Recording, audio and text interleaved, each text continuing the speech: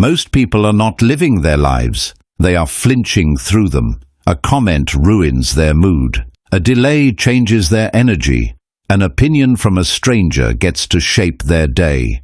That is the reactive mind. And the reactive mind is easy to control. The fearless Stoic is different.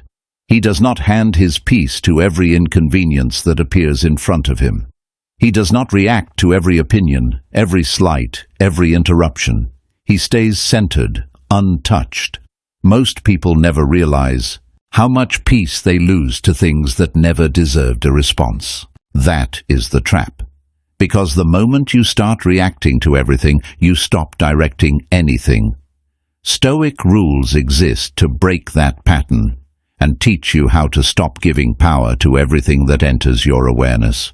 And it starts with one rule: control what enters your mind. The first rule is simple. What you consume shapes what you become. Fear, comparison, outrage, and distraction do not appear out of nowhere. They enter through constant inputs: social media, gossip, negative environments, and overstimulation. That is why noise weakens you while discipline strengthens you. Distraction pulls you outward. Presence brings you back to yourself. Psychologically, this is easy to miss. Repeated inputs become repeated thoughts, and repeated thoughts become emotional habits. So the fearless person does not absorb everything. He curates his mind like something valuable. He is selective with what gets access, because he understands that every input trains a response. Most people never realize they are training their own fragility with what they keep allowing in. And once that is clear, the next step is learning to separate facts from the stories your mind attaches to them. Because not everything you feel is caused by reality. Some of it is caused by interpretation. The Stoics drew a line most people never see. There is what happened, and then there is the story you tell yourself about what happened. That gap is where fear grows. The mind assumes, it exaggerates, it catastrophizes, and suddenly a small event becomes a crisis. Epictetus understood this. Clearly, events do not disturb us, our judgments do. Marcus Aurelius lived by the same truth. This is the difference between assumption and clarity, reaction and wisdom, reality and interpretation. When interpretation is disciplined, fear loses half its power. You stop treating every feeling as fact.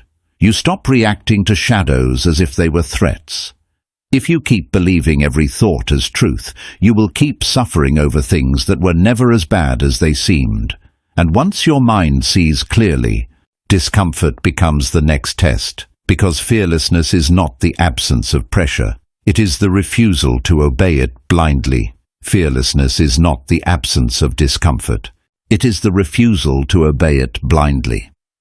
The Stoic person feels anxiety, pressure, embarrassment, and uncertainty, but he does not surrender to them. That is the difference between impulse and principle, weakness and inner command. A weak mind says, I feel uncomfortable, so I should stop. A disciplined mind says, I feel uncomfortable, so I should move carefully. Psychologically, this matters because discomfort is often not a warning of danger. It is a sign that growth is near. Most people stay timid because they wait to feel ready. They never move until confidence arrives. And confidence never arrives because they never move. Do not confuse discomfort with defeat. And once you learn to move through it, the next step is letting go of what you cannot control, because fear becomes much lighter when you stop fighting reality itself. Here is where Stoicism becomes freedom. Let go of what you cannot control.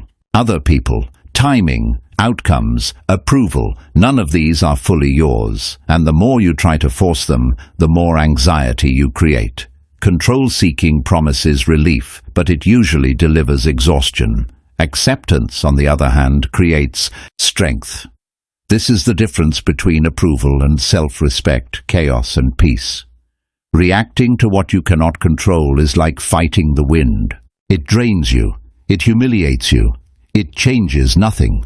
The hidden cost of resistance is constant emotional exhaustion, a mind that never rests because it keeps arguing with reality.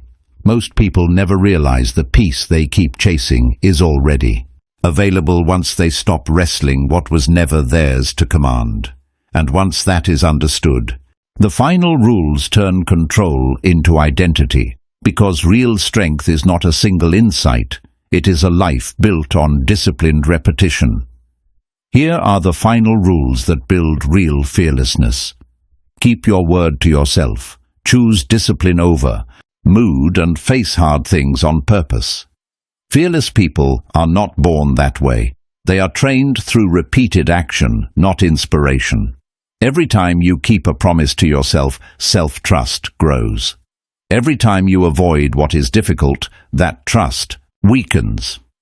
That is the difference between performance and authenticity, impulse and discipline. Performance looks strong when it is convenient. Authenticity stays strong when it is tested. The fearless man is not made in a single moment. He is built through 1,000 quiet choices that prove he can be trusted with his own life.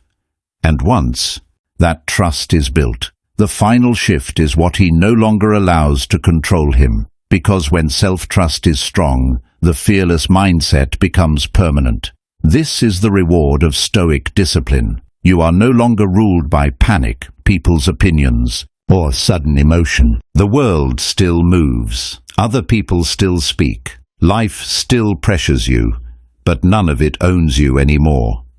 Weak people react to everything.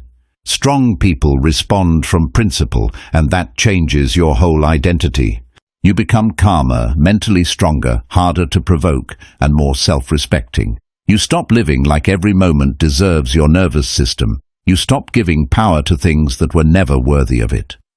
That is the fearless mindset. Quiet, courage, inner authority, and a mind that can stand still when everything else tries to move it.